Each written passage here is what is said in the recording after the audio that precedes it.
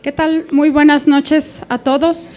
Bienvenidos a esta sesión, a esta segunda sesión del año del Café Científic, la segunda sesión de nuestro año 15. Celebramos 15 años durante todo el 2019. Y bueno, les quiero dar la más cordial bienvenida desde el Centro de Promoción Cultural. Este órgano del ITESO que quiere hacer que la gente tenga experiencias en torno al arte y la cultura, y la ciencia es parte de la cultura, y entonces desde ahí se organiza este proyecto en el que buscamos que la gente como nosotros, que no estamos necesariamente metidos en el ámbito de la ciencia, podamos hacer preguntas, podamos conocer cómo se trabaja la ciencia, y qué mejor que hacerlo de la mano de los científicos, que son los que directamente están metidos ahí. Es un espacio en donde buscamos construir otras maneras de que la ciencia esté presente en la vida cotidiana de todos. Tengo muchas cosas, muchos anuncios parroquiales desde antes. Entonces, bueno, probablemente a muchos les llegaron un par de estas. Si no les llegaron, aquí hay un montón, nadie tiene por qué quedarse. Vamos a estar sacando una postal por cada sesión de este año, y entre todas forman un cartel, un póster. Entonces las pueden ir juntando. El mes pasado no estuvieron listas, entonces traemos dos. Quien guste tomarlas, adelante. Quien no las tiene ahorita, a lo mejor en la pausa puede hacerlo. También durante el año pasado estuvimos con un programa que se llama de asistente frecuente, que es una forma de retribuir a todas esas personas que han hecho del Café Científico un espacio propio y que vienen a todas las sesiones. Entonces, quienes tienen sus vales, con mucho gusto, a la mitad en la pausa podemos darles sus vales. Y si no los tienen en esta ocasión, me buscan después, no pasa nada, no se pierde nada. Pero bueno, saber que aquí están. Y también tenemos una serie de playeras del Centro de Promoción Cultural que queremos repartir entre ustedes. Y hemos pensado que una bonita dinámica es que escriban, ya sea en su Twitter, en su Facebook o en un papelito que tengan aquí, cada quien el recurso tecnológico que le parezca mejor. Algo así como, para mí, hashtag Café Científic es. Y que digan qué es para ustedes el Café Científic. Entonces, para mí el Café Científic es, y que cada quien continúe la frase poniendo lo que le significa el Café Científic. Y con la gente que lo vaya haciendo, vamos a distribuir algunas de las playeras que traemos el día de hoy. Bueno, también comentarles que esta sesión del Café Científic, por segundo año consecutivo, forma parte del programa de la Semana de Astronomía del ITESO. Aquí está el cartel. Al ratito Luis López o Javier Zapata, parte de la organización, nos van a hacer un poco más, nos van a comentar un poco más sobre otras actividades que tiene el programa. Entonces, bueno, pues agradecer esa vinculación y el trabajo que estamos haciendo juntos para este tipo de actividades. Y bueno, si me acuerdo de otra cosa, se los digo. Bueno, también darle la bienvenida a todos los que nos están viendo en el streaming desde hace ya varios años. Todas las sesiones se transmiten en vivo por el canal de YouTube del ITESO. Entonces, también darles la bienvenida y recordarles que también pueden hacer preguntas. Entonces, que en el momento en que eso tenga lugar, pues el micrófono también es suyo. Y bueno, para los que no nos han acompañado previamente en el café, la dinámica que tiene esta actividad es que en un primer momento nuestro charlista invitado, en esta ocasión el doctor Luis Felipe Rodríguez, va a hacer uso de la palabra como unos 20 minutos, media hora, una cosa así. Hacemos una pausa y después retomamos con preguntas suyas y respuestas de él. No es una conferencia que dure 20 minutos y luego siguen una serie de cosas aleatorias que no tienen sentido. Al contrario, la primera parte es una puesta en escena, es como poner la mesa y después comemos todos juntos, ¿no? Después dialogamos. Sus preguntas son muy valiosas para que este espacio se construya. Entonces, pues bueno, muchas gracias a todos nuevamente, y me voy a tomar un minutito para presentar algunos de los datos curriculares del doctor Rodríguez, para que quienes no lo conozcan antes, pues conozcan por este lado y después lo conocerán en sus palabras. Él es físico por la Facultad de Ciencias de la UNAM y el doctorado lo hizo en astronomía en la Universidad de Harvard. Desde 1979 es investigador titular del Instituto de Astronomía de la UNAM. y es el iniciador en nuestro país de la radioastronomía, una importante rama de la astronomía que se inicia en el mundo en la década de los años 30 y en nuestro país con su trabajo. Él realiza investigación principalmente sobre el nacimiento y juventud de las estrellas y sobre las fuentes galácticas de rayos X. El trabajo realizado en los últimos 25 años, tanto por él como por sus colaboradores, ha sido en la formación estelar y es considerado de punta mundialmente. Obtuvo el premio Robert J. Trumpler de la Sociedad Astronómica del Pacífico, el premio Bruno Rossi en la Sociedad Astronómica Americana, el premio de Física de la Academia de Ciencias del Tercer Mundo y en nuestro país el premio de la Academia Mexicana de Ciencias, el premio Universidad Nacional y el primer premio Ricardo J. Zavala y el Premio Nacional de Ciencias. Actualmente es miembro del Colegio Nacional y forma parte de la Academia de Ciencias de los Estados Unidos de América, de la Real Academia de Ciencias Exactas, Físicas y Naturales de España, quienes lo han nombrado emérito y director y doctorado honoris causa. Además, también está en la Academia Mexicana de Ciencias. Muchas gracias, doctor. Bienvenido y platíquenos sobre cómo Einstein se hizo famoso. Muchas gracias, Maya. Es un placer volver a estar aquí con ustedes. Estuve aquí hace 4 o 5 años, ya no me acuerdo bien. Más, ¿no? 6 años, y fue muy grata esa estancia. Espero que hoy volvamos a tener todos suerte. El tema del que les voy a hablar es sobre un científico muy famoso, Albert Einstein. Como ustedes saben, la mayoría de los científicos pasamos totalmente desapercibidos por el público. En México hay 25,000 científicos y en el mundo hay probablemente del orden de 10 millones de científicos y uno casi no conoce a nadie.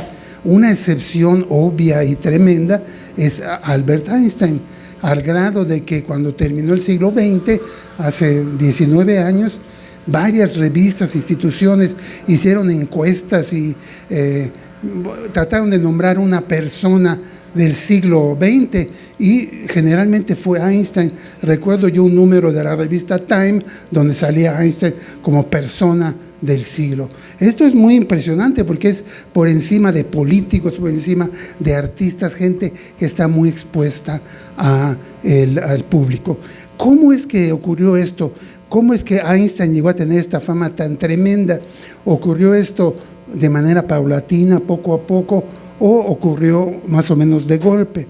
Bueno, les adelantaré que un poco la idea es que sí fue una cosa que ocurrió y que puede referirse a una fecha en particular, que es el 29 de mayo de 1919, que estamos próximos a cumplir 100 años en unas cuantas semanas. ¿Qué pasó ese día? Bueno, pues es lo que les voy a contar. Einstein hizo muchas contribuciones, pero para el propósito de esta plática voy a hablar de 2. En 1905, que se conoce como el año milagroso de Einstein, publicó 3 trabajos muy importantes, uno de los cuales relacionado a una cosa que se llama el efecto fotoeléctrico, le daría el premio Nobel de Física en 1921. Pero el que nos importa en este caso fue que ese mismo año publica la llamada teoría de la relatividad especial o teoría de la relatividad restringida. ¿Qué es esto?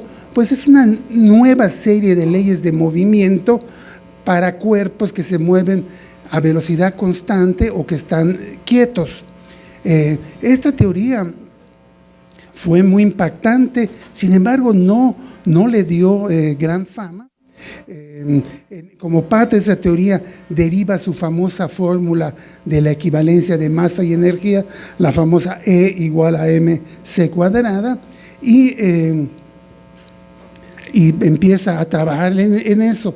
Es aproximadamente después que publica la, digamos, segunda parte o la llamada teoría general de la relatividad, donde incluye ya cuerpos que pueden estar acelerados en la presencia de la gravedad, como aquí en la superficie de la Tierra, y esa teoría es una teoría también muy revolucionaria para su momento, y pues Einstein se ve, digamos, obligado a pensar qué pruebas observacionales, qué experimentos podemos hacer para demostrar que mi teoría es mejor que la de Newton.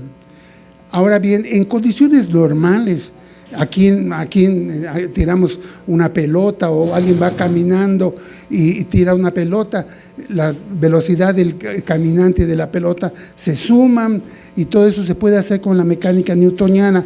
Es solo cuando hay velocidades muy altas o campos de gravedad muy intensos que es necesario usar la teoría de la relatividad general.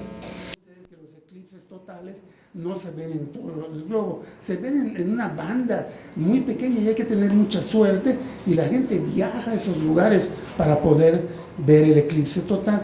Este eclipse se iba a ver en África y en América del Sur, específicamente en Brasil. Entonces, ¿quién es el que iba a organizar esto? Bueno, aquí entra el segundo personaje de nuestra historia, que es un científico británico, astrónomo británico muy destacado, que se llamó Arthur Eddington, y que era un personaje muy interesante a su manera.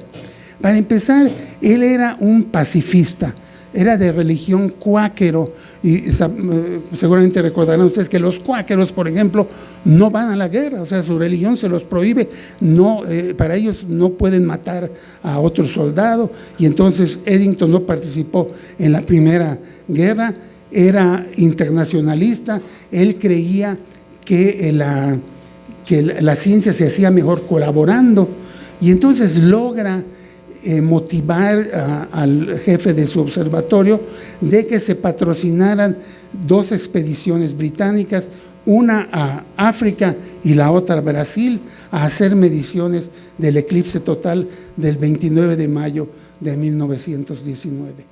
Eddington además era una de las pocas personas en esa época que entendía bien la relatividad general.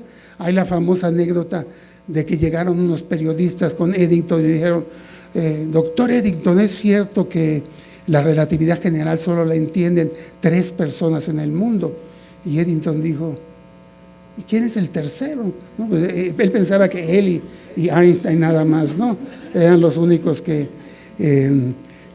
podrían. No era cierto eso, había ya un buen número de gente que estaba empezando a trabajar y a convencerse de la teoría de la relatividad. Entonces había 3 posibles resultados al experimento. No se observaría desviación. Rigurosamente hablando, la teoría de Newton dice que la fuerza de gravedad es el producto de las masas de los dos cuerpos y la luz no tiene masa, entonces 0, por lo que sea, es 0, ¿no? Entonces no debería de haber curvatura. Una manera intermedia de hacerlo era hacerlo pensando que el fotón tenía el equivalente de una masa y esto daba una desviación de 0.84 segundos y finalmente Einstein lo logra hacer ya completo con todo y predice la desviación de 1.7 segundos tomando en cuenta que el fotón tenía el equivalente de una masa y además que no solo el espacio alrededor del Sol se curvaba, sino que el tiempo transcurre más lentamente cerca de un cuerpo con gravedad. Entonces era la predicción específica de Einstein, 1.7 segundos de arco. Bueno, las expediciones salen a Brasil y a África.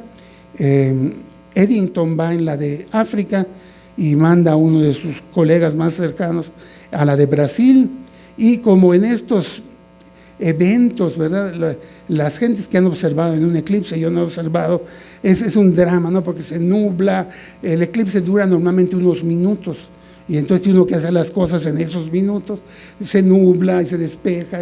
Bueno, aparentemente finalmente tuvieron bastante suerte y lograron tomar placas del Sol y las estrellas a su alrededor.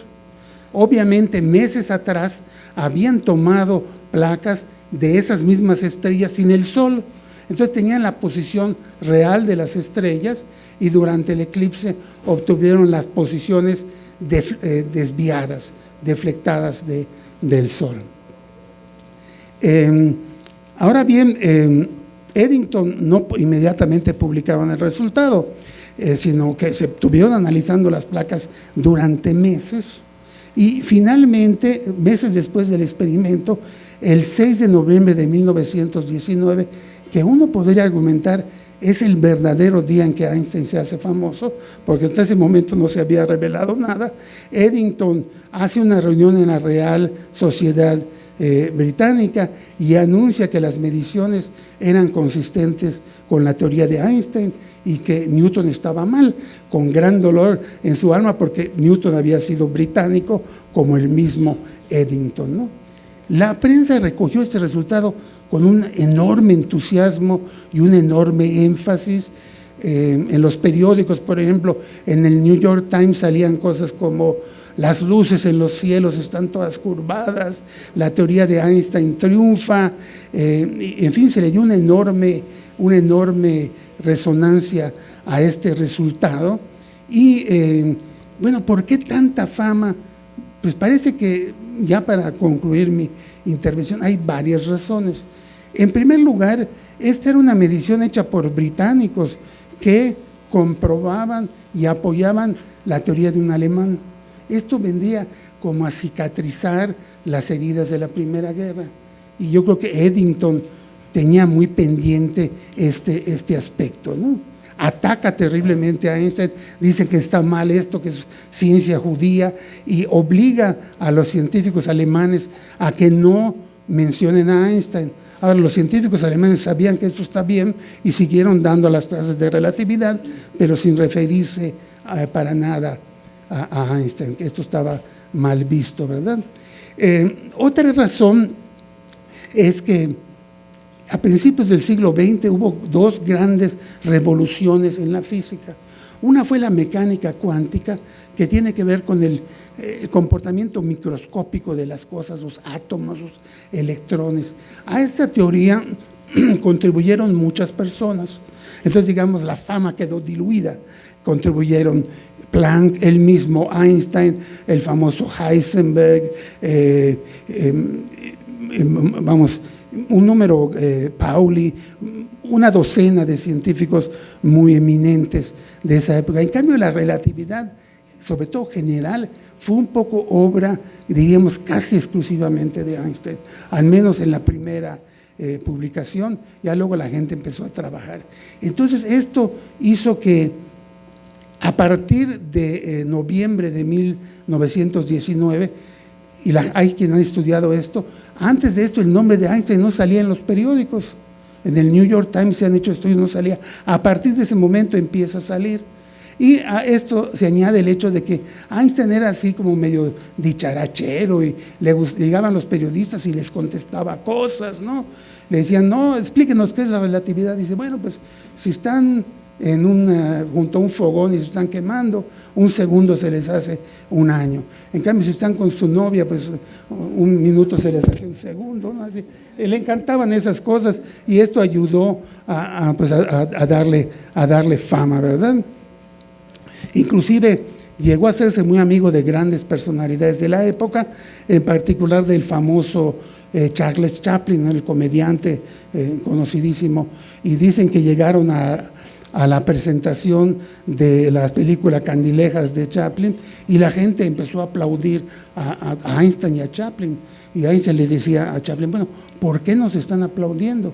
Y entonces Chaplin le dijo, la gente me aplaude a mí porque todo el mundo me entiende, y le aplaude a usted porque nadie le entiende, ¿no?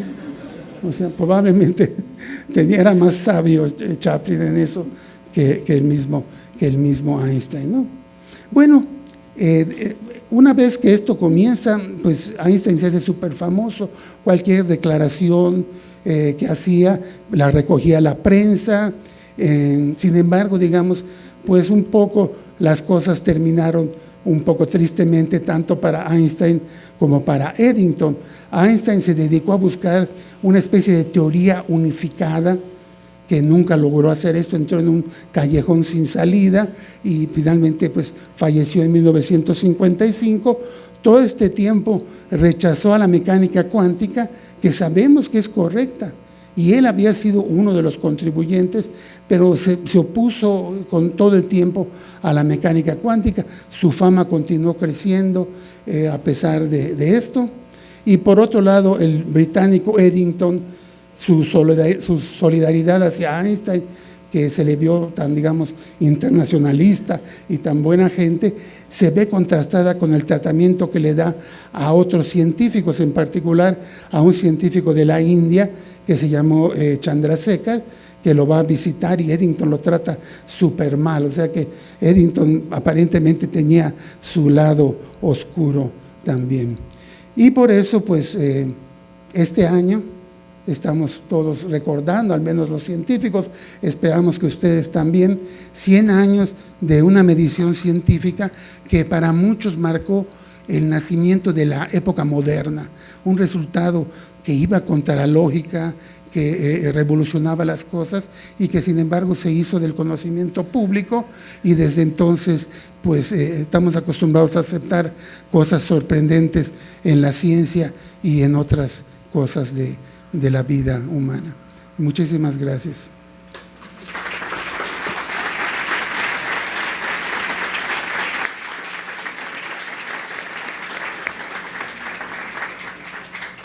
Muchas gracias, doctor. Nos tomamos 5 minutos y retomamos con sus preguntas.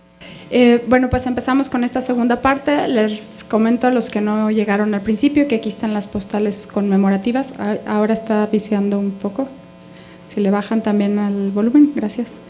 Y bueno, sus preguntas, las preguntas de los que nos están viendo en línea y las respuestas del doctor. Y recordarles hashtag ¿por qué me gusta el café científico?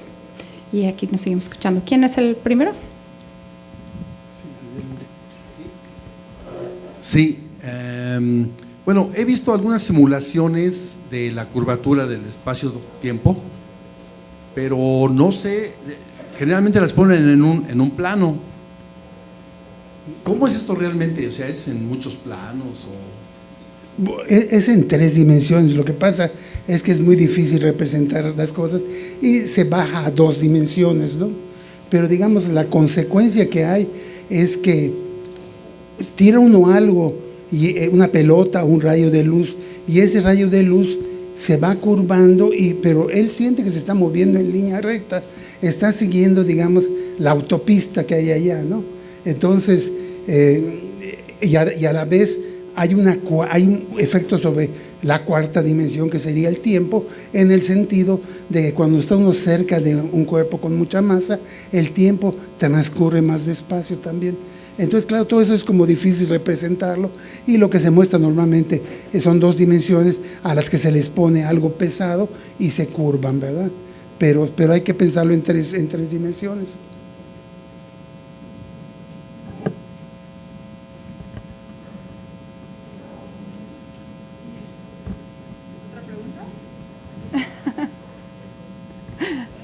Acá. Sí, algo quizás no relacionado con su plática, pero me estaba acordando ahorita de Einstein, eso tan famoso, de muchas frases que se le achacan a él y no son ciertas, ¿no? Que él se enojaba mucho, no sé si tiene algunas que no son ciertas y sin embargo la gente las cita, ¿no? Como que él las dijo. Sí, alguien en el público me decía una que se la atribuyó a Einstein, y yo la conocía con otra persona.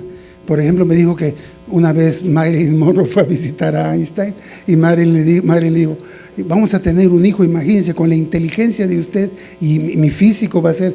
Y entonces Einstein le dijo: bueno, ¿y si queda al revés? No, con mi físico y su inteligencia. Pero yo eso lo sabía para George Bernard Shaw y creo que Isadora Duncan. O sea, como que sí le empezaron, es lo que pasa con la fama, que le empiezan a uno a achacar cosas que ni siquiera son de la persona, y todo esto ayuda a aumentar las cosas, ¿no? A aumentar las cosas. Su famosa frase en contra de la mecánica cuántica: Dios no juega dados con el mundo, porque la mecánica cuántica es impredecible decir cuándo van a ocurrir ciertas cosas, y Einstein no aceptaba eso. Él pensaba que había una causa y efecto, ¿no? Y entonces él dijo, en una carta dijo: yo no creo que Dios juegue con los dados con el universo, y eso aparentemente sí es de él.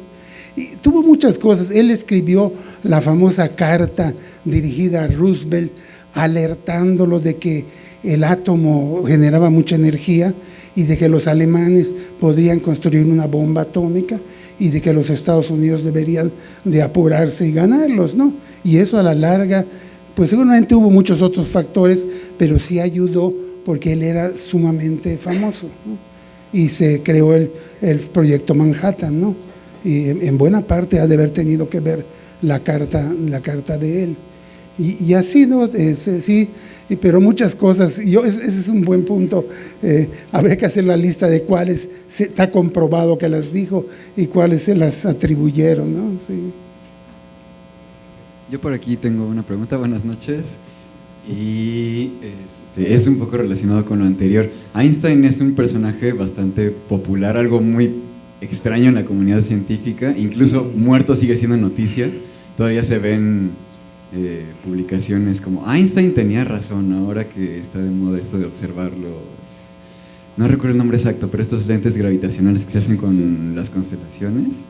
Y bueno, ¿qué tanto ayuda y qué tanto es un problema esto para la comunicación científica? El hecho de que un personaje sea tan popular y se le achaquen, por ejemplo, tantas frases célebres que ni siquiera fueron de él y que se siga tomando como referente aun cuando dejó de investigar hace muchos años, porque dejó de vivir hace muchos años. Y el asunto es, ¿qué tanto nos sirve esto para la comunidad científica y qué tanto nos obstruye? Bueno, es muy buena pregunta también. Lo que pasa es que es cierto que de los años 20 y 30 que salió la relatividad general y la mecánica cuántica, no ha habido cambios radicales en la física. Es algo terrible, ¿no? Porque pues uno quisiera que las cosas fueran mejorando. En particular, es bien sabido que estas dos teorías no se pueden compaginar, ¿no? Como que la mecánica cuántica funciona en pequeñas dimensiones, la gravedad en grandes dimensiones. Pero hasta ahora las pruebas que se han hecho, las observaciones que se han hecho, comprueban la teoría de Einstein. O sea, es muy interesante. Ahora, no hay que olvidarse que la teoría de Newton por cientos de años parecía ser perfecta y a la larga se encontró que está muy bien y funciona en condiciones normales, así, pero que ya en condiciones extremas no funciona. Quizás se va a dar una teoría para condiciones todavía más extremas en la que deje de funcionar la teoría de Einstein, pero ahora sigue siendo, y mucha gente ha propuesto alternativas y se han hecho mediciones y todo, y Einstein es preferido, ¿no? Sí.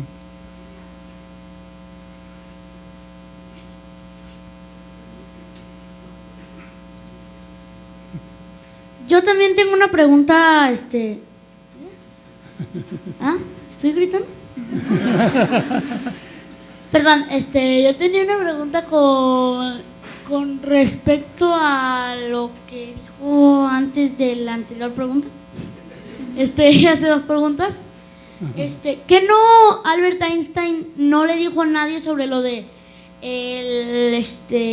lo de la explosión nuclear, de que los núcleos podían crear mucha energía, que no lo había escondido, pero un amigo suyo alguien más lo hizo antes, lo hizo después de él, entonces empezaron el proyecto Manhattan? Bueno, en realidad Einstein estaba un poco al margen de muchas cosas, pero sí hubo otros físicos que dijeron, si nosotros vamos con el presidente Roosevelt no nos va a hacer caso. Entonces lo fueron a ver y le dijeron, mira, tú eres muy famoso, hay este problema, ya se sabía, bueno, de hecho de su teoría, E igual a mc cuadrada nos dice que un poco de masa, como C es muy grande y C cuadrada más, un poco de masa produce mucha energía. Entonces le fueron a decir, bueno, hay la posibilidad de hacer bombas a partir de las fuerzas nucleares. Y entonces le dijeron, escríbete. Y aparentemente le hicieron esa carta, ¿no? Y él la firmó porque también él siendo judío, pues obviamente, bueno, ya para entonces se había salido de Alemania, se salió en los años 30, pues por toda la persecución que había. Entonces él firma esta carta que le preparan aparentemente unos otros físicos o que lo asesoran mucho, y ya se le lleva al presidente Roosevelt y él primero como que no le hace mucho caso, pero finalmente sí desemboca eso en la creación de un proyecto que llevaría a la construcción de la bomba atómica. Ya luego se supo que los alemanes estaban atrasadísimos y que de hecho no tenían la bomba atómica, la tenían solo los estadounidenses. Buenas noches, doctor. Pues muy dinámica su charla, muchas felicidades. Gracias. Es una buena manera de festejar estos 100 años.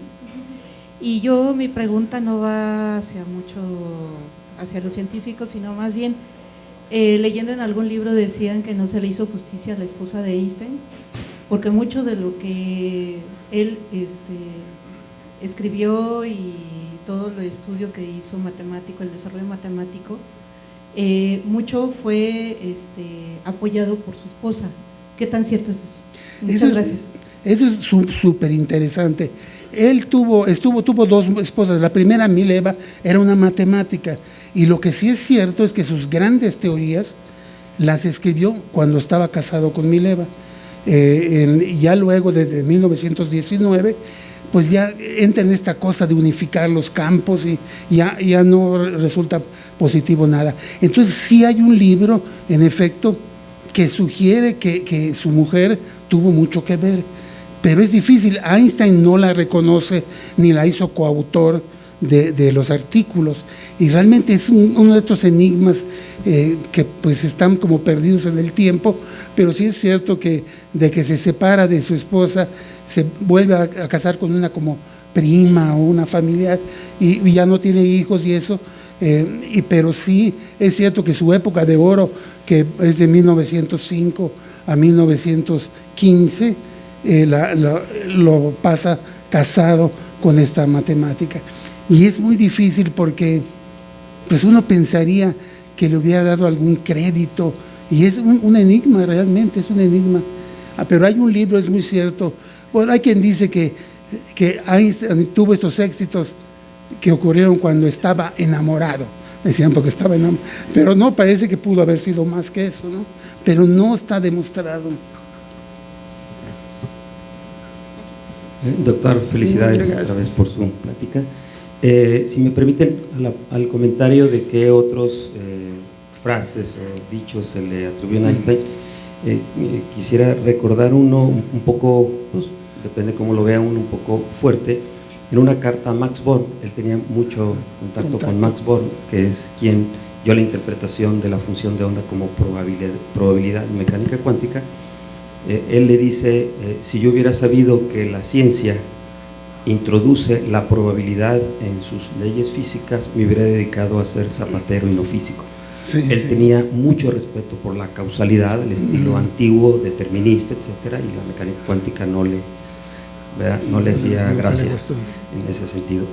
Otra de ellas es, esta no la recuerdo muy bien, pero es muy graciosa. Si alguien la recuerda, ojalá. A mí me la han dicho, pero se me olvida.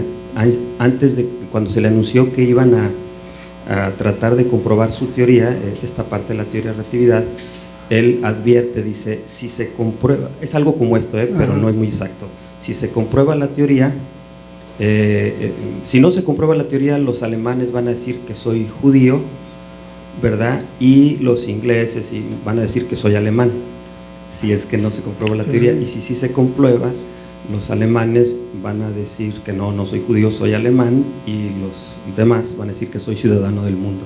Claro, sí, puede ser. Ya preparándose. Sí. Entonces, sí. Yo también recuerdo algo que dijo, en el sentido que le dijeron, bueno, y si cuando se hace la medición no sale lo que usted predijo, entonces dijo, pues lo voy a sentir mucho por el pobre de Dios, porque mi teoría es perfecta. O sea que también se pasaba de tueste a veces, ¿no? Sí. Bueno, como dice que Alfonso el Sabio dijo, si Dios me hubiera consultado de cómo es el universo, yo le hubiera dado unas sugerencias para que fuera más sencillo, ¿no? Hola, buenas noches. Tengo un montón de preguntas, muy interesante la plática, y bueno, pues voy a hacer a ver cuáles se pueden responder más fácilmente. Yo soy un interesado en estos temas, un amateur, ¿no? Y siempre que leía sobre Einstein y su teoría y todo, encontraba libros de popularización, que es lo que yo entendí un poco, explicaban a Einstein, pero no explicaba una cosa que siempre me intrigaba, y es lo siguiente: yo entiendo que toda su teoría parte de una premisa, que es que nada puede ir más rápido que la luz, ¿no? Que es lo que decía Maxwell, pero nadie me explicaba por qué no puede ir nada más rápido que la luz. Y es una de las cosas que me ha intrigado toda la vida y nunca he encontrado a alguien que explique esto así fácilmente, ¿no? Entonces me interesa mucho esto, ¿no? Es el Einstein a hombros de gigantes, ¿no? Del Maxwell. Entonces, no sé si nos puede explicar un poco esto, ¿no? El antes, otro lo que viene después, ¿no? Que es el bolsón de Higgs, que bueno, causó revuelo, el acelerador de partículas. ¿Y qué significa el bolsón de Higgs dentro de la teoría de la relatividad? Y otra cosa también que siempre me ha intrigado es por qué no se enseña esto en las escuelas primarias, ¿no? Normalmente lo que nos enseña es la física de Newton, y esto como que aparece, yo nunca lo aprendí, confieso que nunca lo aprendí esto en primaria, fue una cosa que aprendí pues tiempo después, ¿no? Y se me hace una cosa muy interesante y muy, pues que ya está interviniendo en sistemas de cálculo de GPS, ¿no? Ya lo estamos viendo en fin, ¿no? Bueno, son esas tres preguntas, ¿no? Lo que viene antes, lo que vino después, el bolsón de Higgs, y por qué será que no se populariza este conocimiento en la vida más cotidiana. Bueno, con respecto a la primera pregunta, lo que viene de Maxwell es que la velocidad de la luz es constante independientemente del movimiento de los observadores, lo cual es muy raro, porque si alguien se está moviendo y tira una pelota, pues no va a ser la misma velocidad para mí, pero resulta que la luz se comporta así. Una manera de ver por qué no se puede pasar la velocidad de la luz es que si uno toma una cosa y le empieza uno a acelerar, pues al principio esa aceleración hace que la cosa, una masa o algo, gane velocidad. Pero cada vez, conforme se va acercando a la luz, esa energía sirve para que gane masa. Y para llegar a la velocidad de la luz, tienes que ponerle una energía infinita, ¿no? Ahora, ¿por qué la velocidad de la luz es ese límite? Es una cosa de la naturaleza. La verdad es que podría no ser así, ¿no?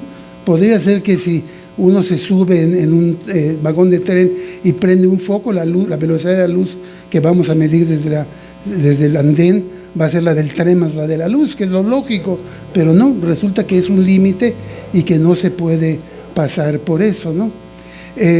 Con respecto, el bosón de Higgs es una cosa que realmente no contempla Einstein. Einstein está metido solamente con lo que es gravedad.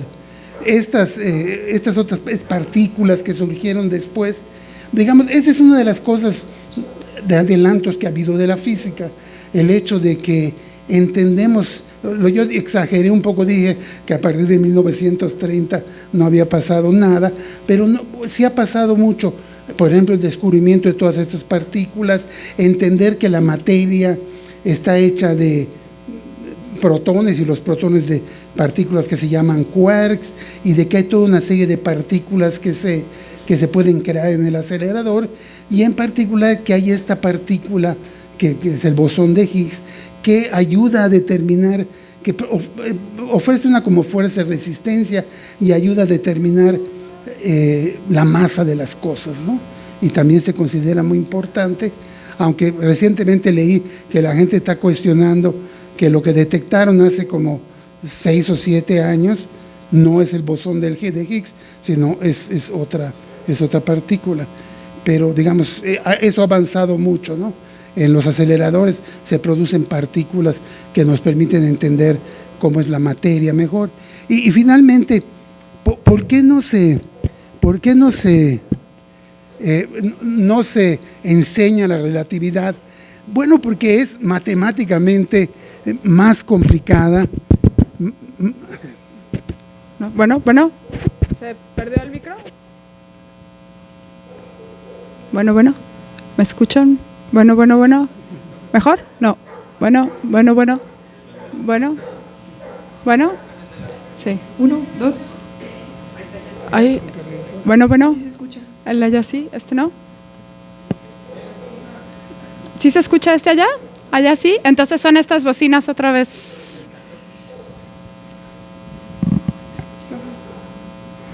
Sí, la teoría de la relatividad, sobre todo la general, es muy difícil matemáticamente. Utiliza una herramienta que se llama tensores, que es todavía más complicada que los vectores. Lo que sí se podría enseñar interesantemente es la teoría de la relatividad especial, porque esa no necesita mucho más que álgebra común y corriente. Y de hecho en las olimpiadas de física, que son para jóvenes de secundaria y de preparatoria, entra como tema la relatividad especial, no la relatividad general, que es mucho más complicada. Entonces yo creo que sí se podría enseñar relatividad especial, y que sería interesante porque es algo que rompe con el sentido común y que lo prepara a uno a aceptar luego que hay cosas que pueden romper con el sentido común y estar bien. O sea, el sentido común no es el último juez, ¿no? Sino que puede haber cosas que no van con eso, pero están bien, ¿no? Sí, antes que todo, felicitarlos, doctor, y a Café Científico por fantástica plática. Yo tengo un comentario, el libro de Walter Isaacson sobre su vida y su universo, donde menciona, para mí fue un libro que me tardé muchos meses en leerlo porque muy difícil, pero hablaba sobre cómo Einstein le obsequia el premio Nobel del dinero a su mujer, ¿no? Y dentro de ese libro me salió una duda que no logro entender, es que él hacía sus experimentos aquí arriba, entonces muchos tenían que hacerlo en vivo en otros laboratorios, porque creo que él en su juventud tuvo un accidente en un laboratorio mientras se preparaba. Mi pregunta es no sé, se ha visto, se me hace muy curioso poder hacer experimentos que tuvieran una verdadera, un resultado certero, ¿no? Como el que él lo hizo, ¿no? Sí, él, pues digamos, estaba enterado de los resultados experimentales, pero sí hacía mucho en su cabeza, que en ese sentido es parecido a Stephen Hawking, que pues no se podía ni mover, ¿verdad? Tenía mucho que hacerlo en su cabeza, y ya luego lo dictaba y todo eso.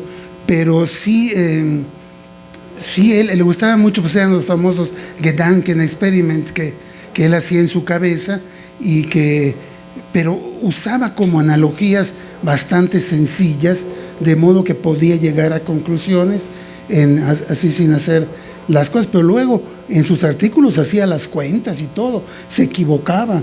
En esto de la deflexión de la luz, publicó un primer artículo con un resultado incorrecto, se dio cuenta y publicó otro ya con el valor correcto. Pero sí, y yo creo que en la ciencia sí usa uno mucho la imaginación y usa uno mucho, se imagina uno las cosas, pero claro, a la larga hay que escribirlas y hay que comprobarlas, y en eso él sí pues no se metía mucho en las cosas. Y yo lo que recuerdo es que cuando él era joven, su papá y sus hermanos tenían unos laboratorios donde hacían cosas eléctricas, hacían transformadores o hacían motores. Entonces él sí tuvo alguna experiencia, y luego estuvo trabajando en una oficina de patentes donde tenía que revisar la petición de patentes y un poco en su cabeza decidir si era algo nuevo o si era algo que iba a funcionar. Pero sí, él digamos mucho lo hacía en la mente, pero sí hacía cálculos, y sí, sus artículos están llenos de ecuaciones y de cálculos. A la larga sí lo plasmaba en el papel. Acá estoy. Tengo una si pudiera, no sé si sabe más al respecto, pero tengo entendido que Einstein ganó el premio Nobel por la descripción del fenómeno fotoeléctrico, ¿no? Exacto. Y pasó de noche, pues, porque ni era relevante ni nada, y después fue un premio Nobel famoso por esto. No sé si pudieras platicarnos de cómo estuvo que describió el fenómeno fotoeléctrico. Sí, en 1905, que es el año milagroso, él publica 3 resultados. La teoría de la relatividad especial, explica una cosa que se llama el movimiento browniano y el efecto fotoeléctrico. En el efecto fotoeléctrico lo que demuestra es que si llega luz de muy alta energía, luz ultravioleta, a una placa metálica, se desprenden electrones. Y eso a lo que ayuda es a aceptar una cosa que había sido una controversia a través del tiempo, si la luz era onda o partícula. Newton creía que eran partículas. Huygens demuestra que la luz muestra fenómenos de interferencia que son característicos de las ondas. Entonces, cuando en la época de Einstein, la gente creía que la luz eran ondas. Pero ese experimento fotoeléctrico demuestra que lo que está pasando es que son como bolitas también o partículas que llegan al metal, le pegan a los átomos y les arrancan un electrón. En 1921, cuando deciden darle el premio Nobel, dicen lo de la relatividad no estamos seguros, y eso que ya había ocurrido el experimento de Eddington, ¿no? Porque fue en 1919, y dicen, bueno, vamos a dárselo por una cosa segura, que se entiende, que la gente ha estudiado mucho, que es el efecto fotoeléctrico. Y también es cierto lo que decía el otro señor, que él sabía que iba a ganar el premio Nobel tarde o temprano, y cuando se divorció de su primera esposa, la matemática, quedaron en que él le iba a dar el dinero del premio Nobel, y así fue. Eso fue, digamos, como que, ¿cómo se dice lo que paga uno? El alimony, no sé, ¿no? Sí.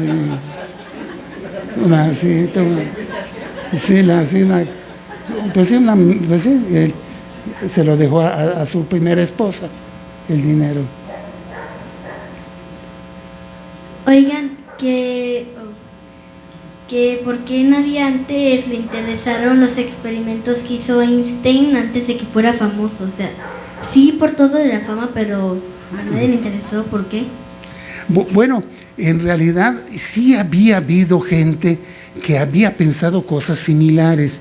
En particular hubo un matemático francés que se llamó Henri Poincaré, que era muy famoso, y un poco él estaba viendo esto de que la velocidad de la luz era constante, y hubo quien también desarrolló ecuaciones al respecto, pero no se atrevieron a publicarlo, porque era gente muy prestigiada ya y estaban cuidando su prestigio. En cambio, Newton era un joven, en esa época tendría 25 años, entonces pues a él le valió y se lanzó, ¿no? Sí, Einstein, sí, perdón. Einstein era muy joven y él se lanzó a decir estas cosas, pero ya había habido gente que había jugado con cosas, sobre todo de la relatividad especial. Lo de la general sí fue mucho idea de él, pero por ejemplo, gracias.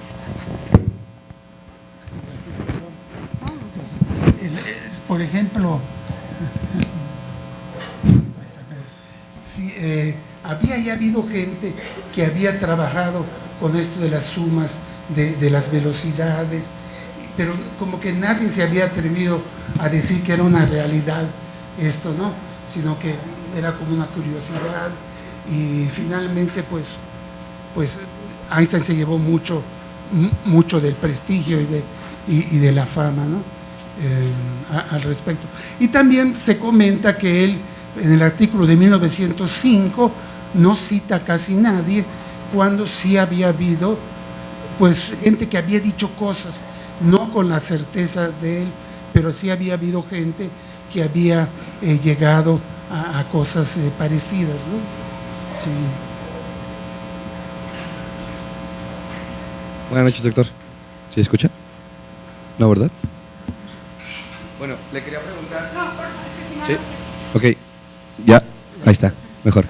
Le quería preguntar, para los que no hemos tenido la fortuna de estudiar física propiamente, si tiene alguna recomendación de libros un poquito más amateurs, ¿no? Para adentrarnos un poco más en todo este tema. Yo soy un súper fan y me encanta todo esto, y he leído algunos artículos y libros, pero pues si tiene usted algunas recomendaciones sería fantástico. También muy buena pregunta. En inglés hay muchos libros En español no hay tantos. En la serie La ciencia para todos hay un libro de Shahen Hassian que creo que se llama La relatividad y los hoyos negros, que un poco trata de eso. Pero yo siento que sí hace falta un buen libro. En inglés hay varios libros muy buenos que tratan de estas cosas y las explican bien. En español tendría yo que buscarlas. Sí, es muy buena pregunta.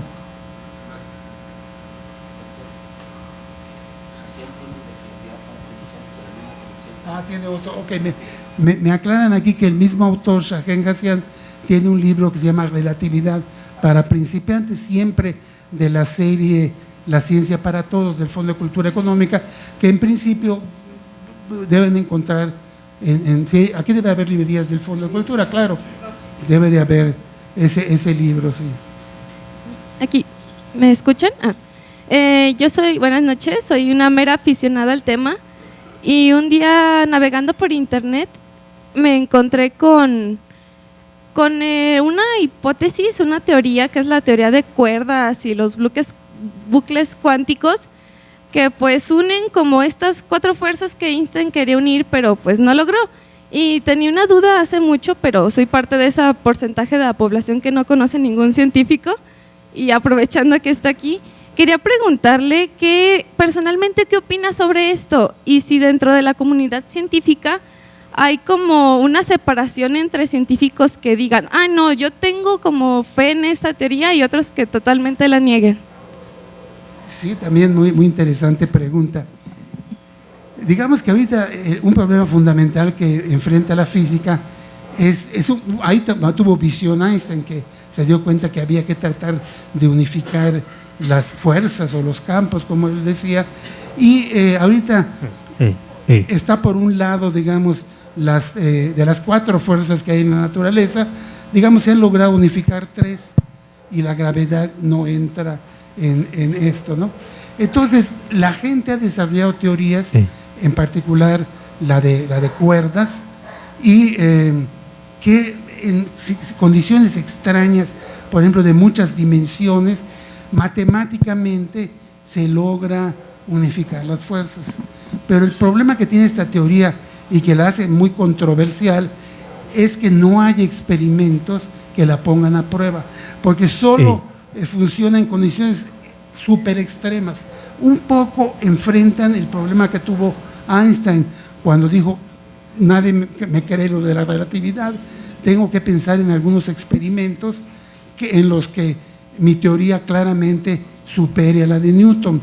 Algo parecido pasa con la teoría de cuerdas. Matemáticamente logra unificar las fuerzas, pero lo hace en universos que se ven muy distintos al universo de nosotros y no predicen cosas radicalmente distintas de las otras. Entonces, ahí es un poco el hecho de que hay gente que trabaja en eso y un poco creen en eso, y gente que lo critica diciendo que bueno, una teoría no es teoría hasta que no la compruebas, observa con experimentos, y un poco ahí hay una bronca realmente en la comunidad científica, y se han escrito libros sobre ese problema, ¿no? Como hay uno que se llama, refiriéndose a esas teorías, que ni siquiera están mal, porque no se sabe ni eso, ¿no? No que están bien, ni siquiera se sabe que están mal, y un poco pues se ha quedado en ese estado muy complicado, y que bueno, la comunidad está dividida, pero todo el mundo acepta que faltarían pruebas, ¿no? O experimentos que pudieran apoyar estas teorías. Pero sí hay un problema grave. Acá. Hola. Yo quería preguntar 2 cosas. Una acerca de los estudios posteriores de Einstein a la hora de tratar de unificar lo que eran, pues, la parte del electromagnetismo con la gravedad. Ajá, exactamente. Quisiera saber un poco de su opinión. Y la segunda es tal vez un poco más enfocado a la mecánica cuántica, acerca sobre cómo el ente como conciencia afecta los procesos, o sea, físicos, por ejemplo, de las partículas. Sí. Bueno, la segunda pregunta también, pues las dos son muy interesantes.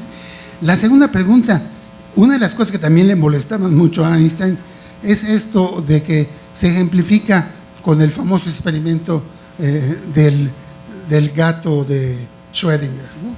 Que te dicen, bueno, en una caja pones a un pobre gato y hay una cosa con cianuro que tiene 50% de probabilidades de no abrirse y 50% de abrirse y matar al gato.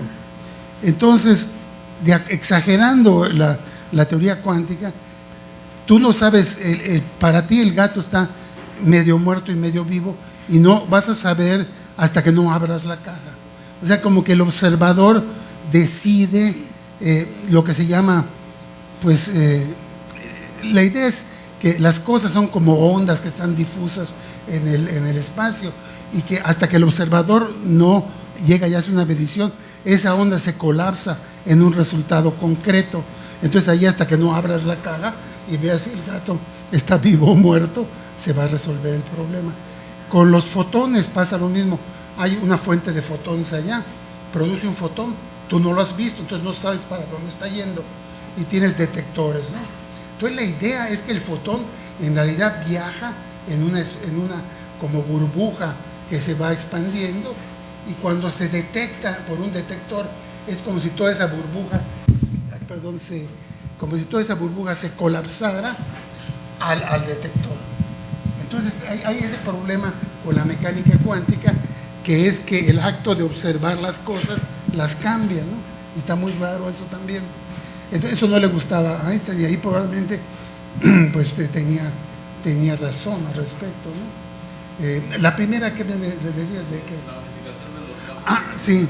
Bueno, realmente ya a partir de los 20 y 30 Einstein no logró hacer eso. Tuvo algunos artículos muy importantes.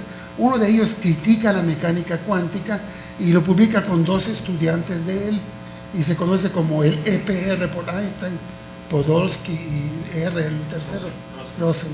Entonces, él lo que demuestra ahí es que la mecánica cuántica o está incompleta o tiene que dar lugares a cosas muy raras. Y, por ejemplo, esto de que en un lugar se producen dos fotones con distintas características y viajan, está indefinida sus características. En el momento que mides uno, la información instantáneamente, por decirlo así, viaja al otro. Y lo curioso es que eso es lo que pasa. O sea, la mecánica cuántica está llena de cosas así misteriosas, de cosas que se transmiten, digamos, pues uno podría decir a velocidades infinitas, pero que no sirven para mandar información. Entonces, en ese sentido, Einstein, pues de las dos cosas que propuso, lo que está correcto es que la mecánica cuántica tiene acciones a distancia que son así medio fantasmagóricas, ¿no? Y eso es la respuesta. Y bueno, pues por eso no le gustaba, ¿no? Buenas noches. Mi pregunta retomaba un poco las dos preguntas que hacían hace unos momentos. Primero, bueno, espero darme a entender. El hecho de que Einstein falleciera en el intento de crear una teoría unificada, que nunca lo logró y que de hecho al parecer lo volvía un poco loco, por así decirlo, ese hecho ¿cree usted que ha creado cierta carrera de vanidad en la comunidad científica por alcanzar aquello que él no alcanzó y que de ahí derivan todas estas teorías que se han propuesto, teorías entre comillas, porque ni siquiera sabemos si son todavía teorías, que si de ahí derivan del hecho de que la comunidad está en una carrera de vanidad por querer alcanzar lo que el famoso alcanzó, por querer explicarlo?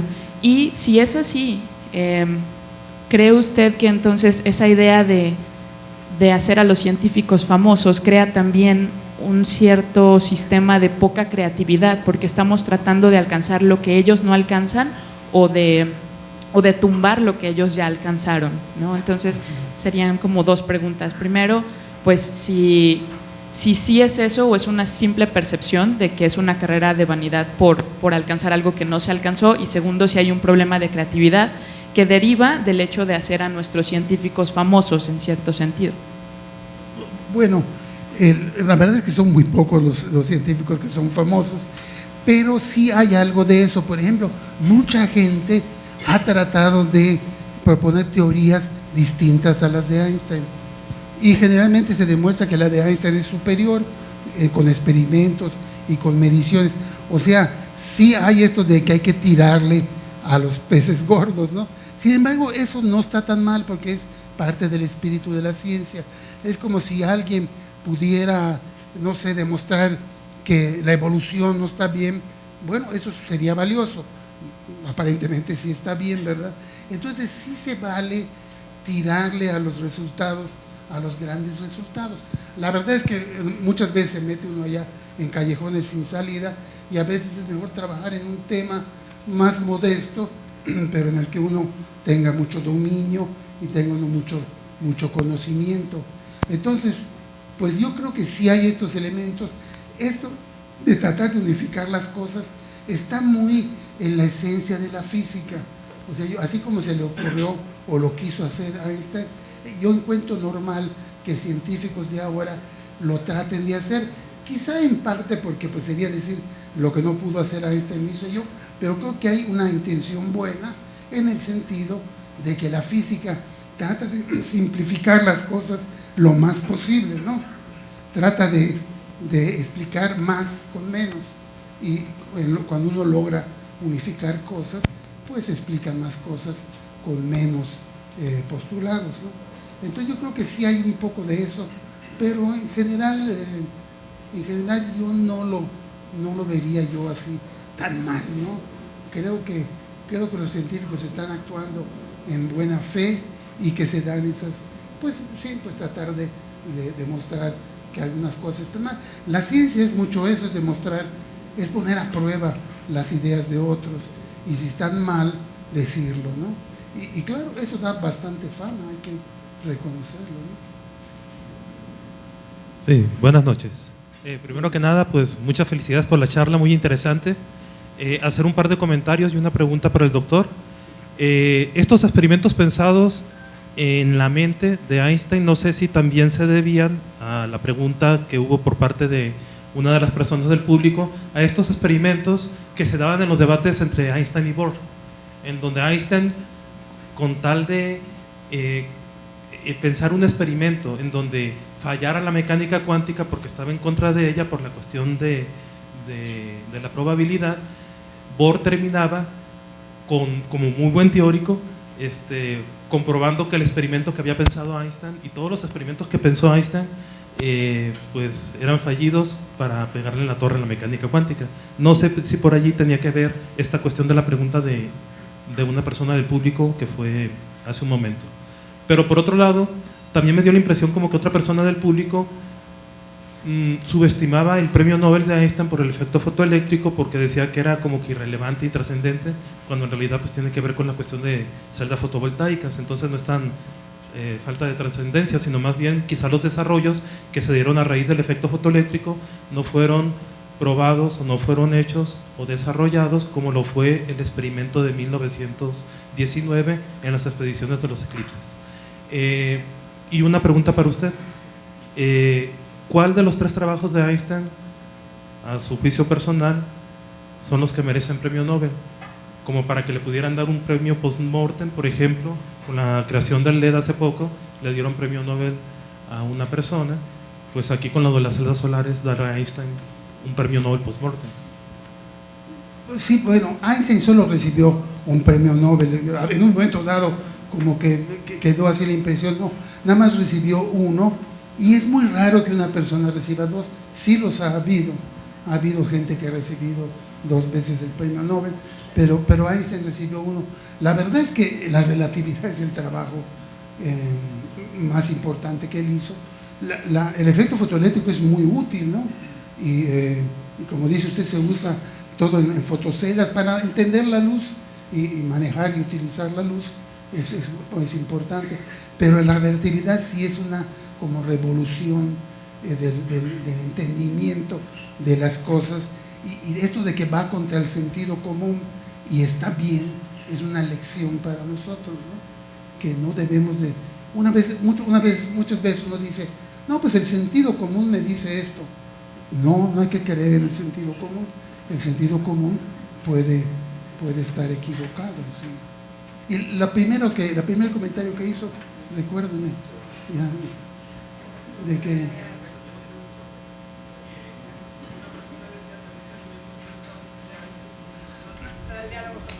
sí, el diálogo con Bohr ayudó mucho, pero hay que ver que Einstein estaba haciendo experimentos pensados mucho antes de la mecánica cuántica. Digamos, ya en 1905 él estaba haciendo experimentos pensados, y lo de la mecánica cuántica ocurre en los años 20, y entonces ya hay estos como enfrentamientos amigables entre él y Niels Bohr, que iban a una reunión, y en efecto, como usted decía, Einstein llegaba y le decía, de este experimento pensado va contra la mecánica cuántica. Entonces el pobre se la pasaba la reunión pensando y le decía, no, estás equivocado acá, está bien, es consistente con la mecánica cuántica, y nunca pudo Einstein demostrarle lo contrario. Hola, buenas tardes. Primero, muchas gracias, muy interesante su plática. Segundo, hace varios turnos ya alguien le pidió que le recomendara un libro. Hay un libro con el que yo empecé a adentrarme un poco a la física, que realmente es un libro que a mi parecer es muy fácil de entender. Se llama La brevísima historia del tiempo, de Stephen Hawking. Está muy bien redactado. Yo a mis 12, 13 años lo entendí con bastante fluidez, creo. Y pues bueno, ese libro para mí ha sido un libro que me ha hecho preguntarme pues muchas cosas, y que me ha dado como muchas pautas para investigar por mi lado, ¿no? Y bueno, esa nada más una recomendación personal. Y ese libro, bueno, pues trata sobre muchas de las cuestiones que se estuvieron tocando aquí, de mecánica cuántica, hoyos negros, pues, agujeros de gusano, muchas cosas interesantes. Y bueno, una pregunta personal para usted, una pregunta, ¿nos podría hablar un poco sobre la materia negra y el bosón de Higgs, la partícula de Dios, si es posible? Sí, bueno, la materia oscura es también otro de los grandes enigmas de la astronomía y de la física contemporáneas. Ya desde los años 30 la gente se había dado cuenta de que de la materia que vemos en forma de estrellas, nubes, cosas que podemos medir, hacía falta más materia. Todo esto lo empezó un físico muy conocido, y luego lo siguió mucho una astrónoma que se llamó Vera Rubin, que acaba de fallecer, que demostró que las partes externas de las galaxias giraban demasiado rápido y que hacía falta una componente adicional. Entonces todo el mundo acepta esto. El problema es que esta componente adicional no se detecta. Hay experimentos en los aceleradores de partículas, experimentos bajo tierra, y no queda claro qué es lo que produce. La gente piensa que es algún tipo de partícula relacionada a una muy famosa que se llama el neutrino, que ahorita en este momento nos están atravesando a cada uno de nosotros miles de millones de neutrinos y ni cuenta nos damos. Sería una partícula parecida, pero el problema es que se hacen experimentos, y no pasa nada.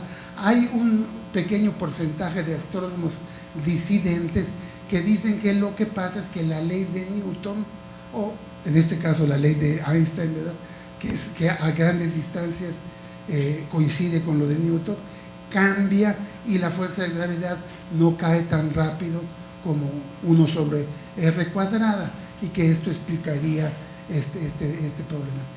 El bosón de Higgs es una partícula que tiene características pues quizá parecidas al fotón, ¿no?, porque el fotón también lleva esto de ser un bosón, hay dos grandes tipos de partículas, los bosones y los fermiones. Por ejemplo, el protón es un fermión, el fotón es un bosón. Esta partícula de Higgs era también algo que se había predicho, y de hecho les dieron el premio Nobel a 2 o 3 personas, y que finalmente en el acelerador nuevo de partículas el Large Hadron Collider, se detectó un pico así de energía que estaba más o menos por donde se esperaba. Entonces, de nuevo, una partícula que está, digamos, en el espacio, que normalmente uno no la siente. Todo esto suena muy raro, ¿no? Pero que es un poco difícil de decirlo, pero como que proporciona una fricción que hace que, ¿por qué el protón tiene más masa que el electrón? Bueno, porque de alguna manera interacciona más fuertemente con el bosón de Higgs.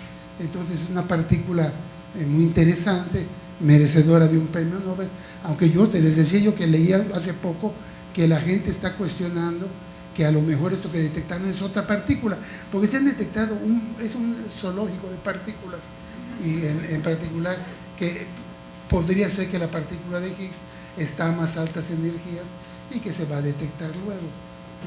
No sé qué tan cierto sea. Hola, buenas noches. Cuando usted comenzó su intervención, dijo que en México había 25,000 científicos y que ninguno de ellos era famoso. No tanto. No tan famosos como Einstein, ¿no? Eso sí. Mi pregunta va en el sentido de, ¿qué definiría usted como un científico? Y si es relevante que el científico sea famoso. Y si es así, ¿cuánto contribuye o no a la comunicación pública de la ciencia que el científico sea famoso? Gracias. Pues es muy buena pregunta. La verdad es que usé un criterio súper chafa. Es los que están en el SNI, que bueno, es el Sistema Nacional de Investigadores, ¿no? Entonces un poco te da una idea. No están todos los que son ni son todos los que están, pero son como 25,000 miembros de... Ahora es interesante, el que un científico sea famoso es bueno porque puede, por ejemplo, atraer a muchísimo público, ¿no? Como por ejemplo Hawking se presentaba y se llenaba los grandes salones y la gente lo iba a ver un poco pues por el morbo de ver a esta persona tan incapacitada físicamente, pero que seguía funcionando y seguía produciendo cosas, ¿verdad? Entonces es una buena pregunta.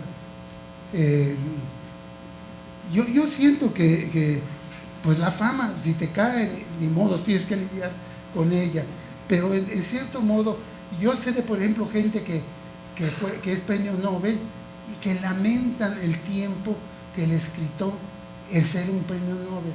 Un premio Nobel se ve en la obligación de dar no millones, pero de dar montones de conferencias, de ir a reuniones, y entonces hay quien prefiere estar en su casa trabajando. Entonces es una buena pregunta de que si afecta o no la fama. Por ejemplo, en las Olimpiadas de Física, que yo estuve muy metido en eso, en la internacional la costumbre es siempre traer un premio Nobel. Ustedes dirán, ¿por qué? Bueno, porque esto impresiona a los jóvenes, ¿no? De decirles y además generalmente los premios Nobel tienen un gran descubrimiento o varios grandes descubrimientos. Entonces, pues no está mal. Nosotros en México pues está Mario Molina, que es premio Nobel de Química, y que pues siempre es interesante invitarlo y trae mucho público, ¿no? Entonces, pues yo digo que hay que tomarlo con calma, ¿no?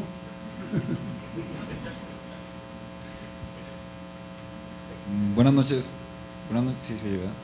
Buenas noches, doctor.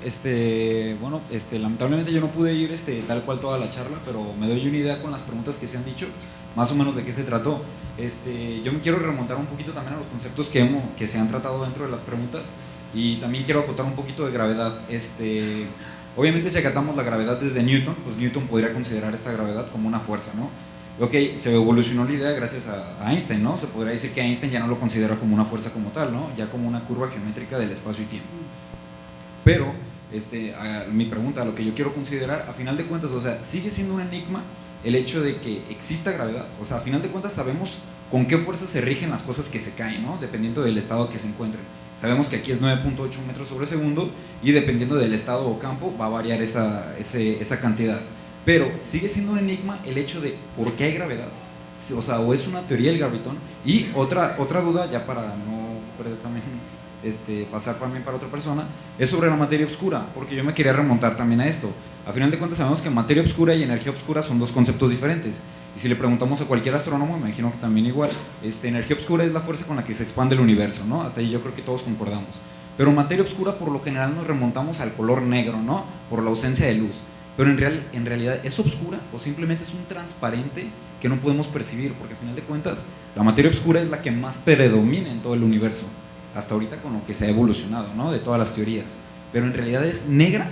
¿Por qué nos remontamos al negro por el hecho de ser oscura? Gracias. Bueno, la idea de llamarle oscura es porque no emite luz. Ese es el problema. Tú ves una galaxia y ves la luz de las estrellas, de las nubes de gas, y como pues, se conocen muy bien, tú puedes decir, ahí hay, no sé, 10 a la 12 veces la masa del Sol. Pero cuando calculas, ves la órbita, a qué velocidad se mueven las estrellas y el gas que están en la orilla, te sale mucho más grande la velocidad de la que esperabas. Y eso te hace pensar que hay una partícula, como podrían ser los neutrinos. Los neutrinos aparentemente podrían tener una masa, pero muy pequeña, y no servirían para la materia oscura. Pero los neutrinos están ahorita aquí por cantidades increíbles y no los vemos, ¿no? Entonces la idea es pensar en una partícula así, que no se ve, que no interacciona con la radiación electromagnética, se dice, ¿no? O sea, no desvía la luz, no la produce, no la absorbe, entonces es literalmente invisible. Pero los neutrinos son invisibles, están aquí llenando el cuarto y moviéndose a grandes velocidades y no nos damos cuenta. Entonces la materia oscura podría ser una cosa así, aunque la verdad igual y estamos mal, y la solución es por otro lado. Cuando pasa mucho tiempo y no se resuelve algo, empieza uno a sospechar que algo está mal. Esto de la materia oscura desde los años 30 se sabe, y en los 60 Vera Rubin lo documentó exhaustivamente. Entonces estamos hablando de una cosa que lleva a cumplir 100 años de descubierta y para la cual no hay una respuesta clara. Entonces igual está mal lo que se ha hecho y hay que buscarle por otro lado. Les digo que hay una pequeña fracción de gente que cree que es la ley de la gravedad la que se echa a perder. Y regresando al punto primero, pues es que el universo es como es, ¿no?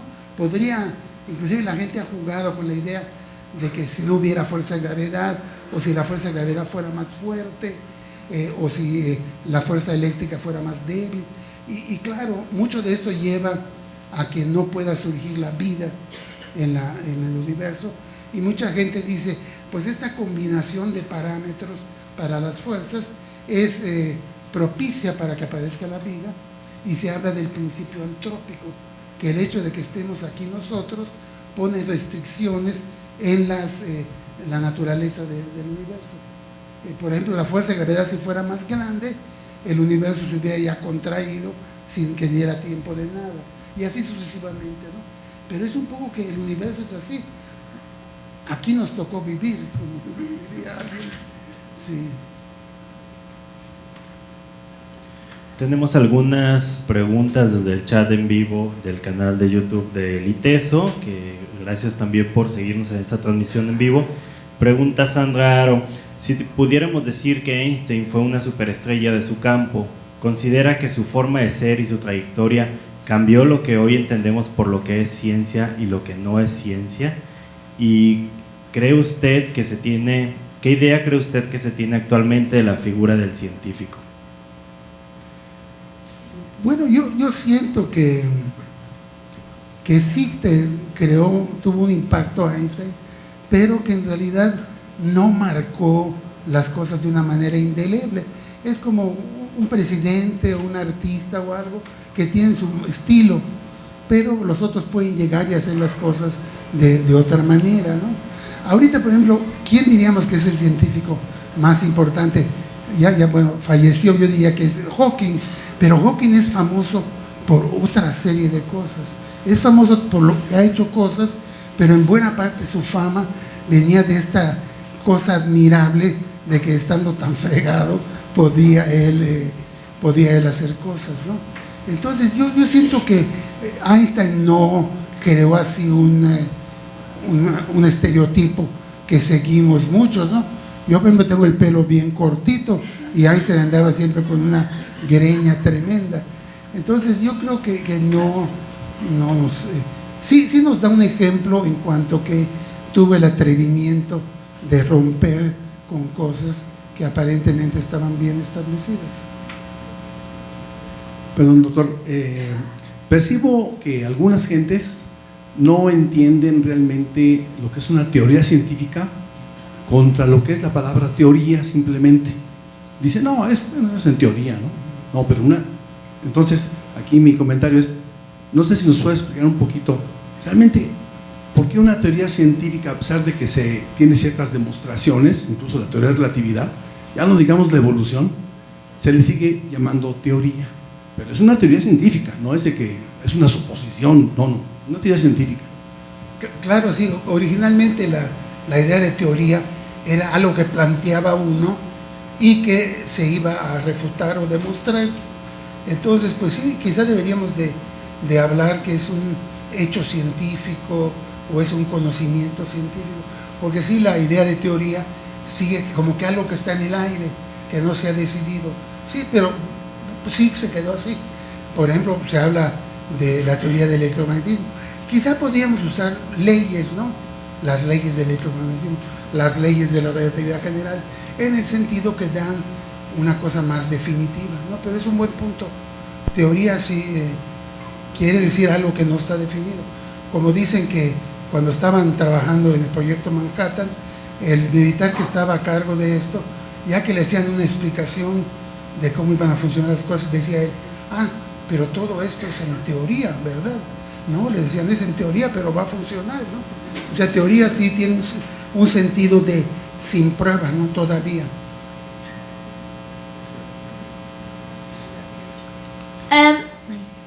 Disculpe, hace mucho, alguien preguntó recomendaciones de un libro y alguien recomendó un libro de Stephen Hawking. Yo también recomiendo un libro de Stephen Hawking que aún no he terminado, pero también es muy interesante y sí te habla mucho de las cosas. Por ejemplo, explica lo que él preguntó de por qué no se podía alcanzar la velocidad de la luz. Se llama El universo en una cáscara de nuez, The Universe in a Nutshell. Es de Stephen Hawking. Y tengo otras dos preguntas también, muy atrás, ya casi al principio de su intervención de preguntas. Nos dijo que había mucha gente que le ponía palabras a la boca de Einstein.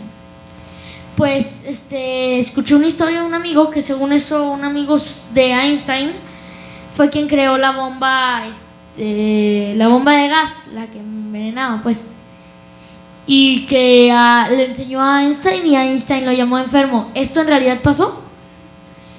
Y mi última pregunta era...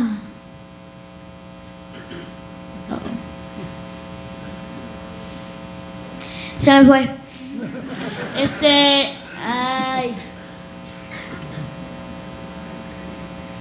Nada. Ya, se me olvidó, pues ya no la encuentro. Pues esa primera anécdota, ¿qué tipo de bomba era? ¿Era de gas mostaza o algo, no? Porque... Ajá, la del gas mostaza que se utilizaba mucho y que te tenías que poner la máscara porque si no, ¡bleh! Pues esa parte no la conozco, o sea, puede ser porque pues él se llevaba con muchos científicos y químicos de esa época, pero lo voy a buscar y te cuento, ¿no? Pero sí, pues se llevaba con muchísima gente. Y... ya. De nada.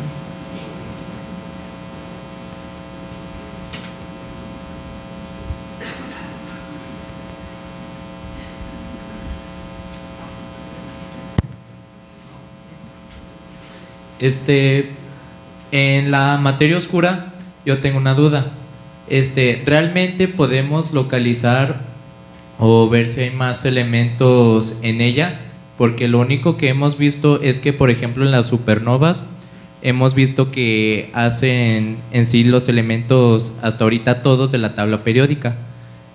Pero realmente en la materia oscura puede haber una supernova que realmente no hemos localizado o realmente hemos visto que puede hacer más elementos que realmente no podemos ver.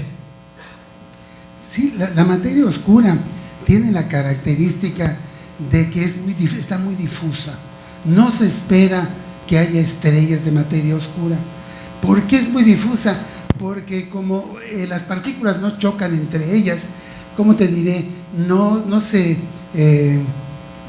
pierde energía, no se dispersa energía, porque la materia normal chocan entre ellas. Entonces la materia normal tiende a formar cosas chicas, planetas, estrellas, seres humanos, etc. En cambio la materia oscura está muy difusa, de hecho está ocupando una como gran esfera en nuestra galaxia, alrededor de nuestra galaxia, y así es en las otras. Entonces no se espera que haya cuerpos compactos de la materia oscura, sino que esté en esa forma muy difusa, ocupando grandes volúmenes, pero no como cuerpos compactos que pudieran dar lugar a una supernova.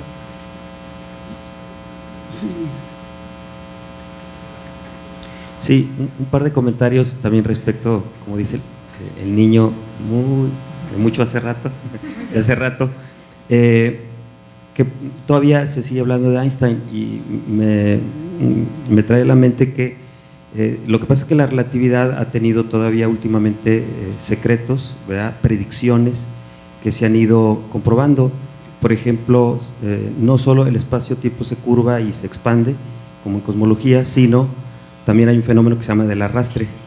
Entonces el famoso experimento, bueno, ha habido varios, pero el Gravity Probe en 2004 comprobó este aspecto de la teoría de la relatividad. Entonces otra vez Einstein viene para acá. Y el otro muy famoso también últimamente son las ondas gravitacionales, que estaban y que voy a aprovechar para ahora. Einstein era muy amigo de Eddington, y ahora es una frase de Eddington.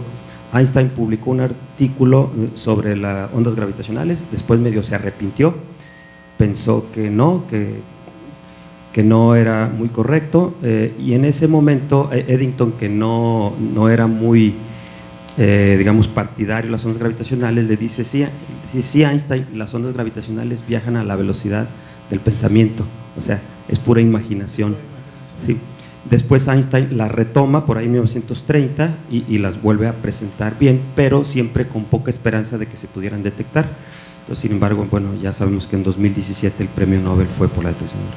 Y por último, lo que comentó también el doctor Ramón Barajas del efecto fotoeléctrico, el comentario, no solo por las aplicaciones, sino el efecto fotoeléctrico jugó un papel muy importante en el asunto de los fundamentos de una teoría cuántica inicial, en el sentido de que la luz en realidad también podía verse, tenía propiedades corpusculares, o sea, el famoso efecto fotoeléctrico con el efecto Compton forman como un fundamento de estas propiedades corpusculares, ¿no? Entonces creo que fue muy importante, no solo prácticamente, sino teóricamente, ¿no? Sí, comentario. Claro, sí. De hecho, lo del efecto fotoeléctrico es muy interesante, porque es esas cosas que en una época la luz se considera partícula, luego se considera onda, luego con Einstein se vuelve a considerar partícula, y finalmente la solución es que puede ser tanto partícula como onda, que es un poco lo que ha pasado con la herencia. Antes se decía que la herencia estaba en el DNA y que no había manera de modificar eso. Hubo científicos que apoyaron la idea de que, no sé, si yo iba al gimnasio, mis hijos iban a heredar mi fuerza. Ahora se sabe que hay algo que se llama epigenética, que uno puede, por ejemplo, si pasa uno hambrunas o algo, modificar su DNA y heredarle eso a los hijos. O sea que resulta que dominantemente el DNA es una cosa que no cambia, pero hay efectos que pueden ocurrir en la vida de una persona que lo cambian. O sea que generalmente esas ideas regresan, ¿no? Regresan y vuelven a aparecer. Y ahora la luz pues se ve con una dualidad partícula-onda, dependiendo del experimento. Puede ser partícula, puede ser onda, ¿no?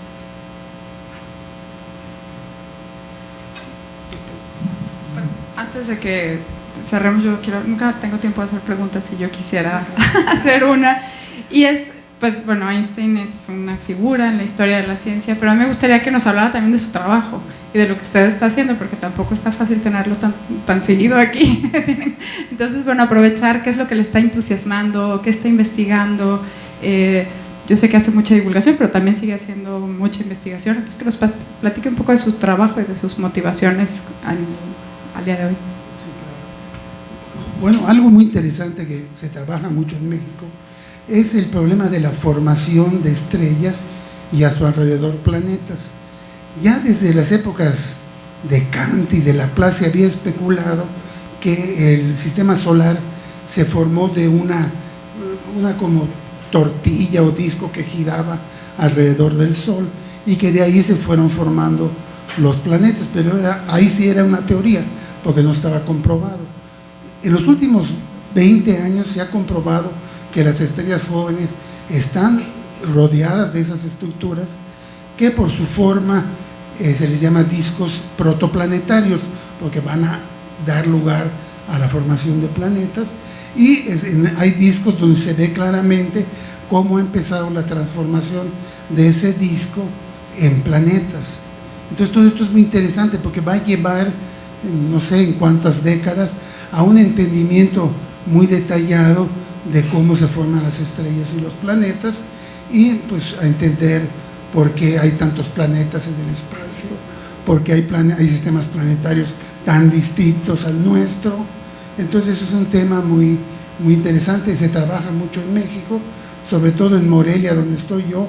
Hay 5 o 6 personas que trabajan en eso, que para México ese es un grupo grande, ¿no?